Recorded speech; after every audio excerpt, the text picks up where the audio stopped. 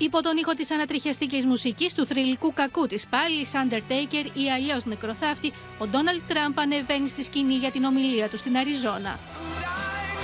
Oh, that's a big crowd out there. I tell you what, the cars are stretched. They say 25 miles.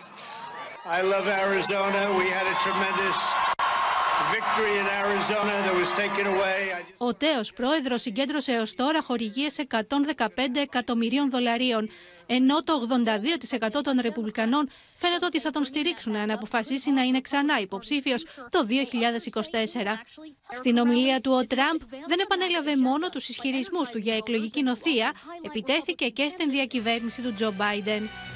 These decisions they're making, they're wrecking and devastating people's lives, firing Americans from their jobs, forcing innocent children to grow up in masks. Σύμφωνα με τα αμερικανικά μέσα ενημέρωσης, ο Ντόναλντ Τραμπ θα αποφασίσει για την υποψηφιότητά του μετά τις κρίσιμες ενδιάμεσες εκλογές της 8ης Νοεμβρίου, όπου θα κριθεί εάν ο Τζο Μπάιντεν θα διατηρήσει τον έλεγχο της Γερουσίας και της Βουλής.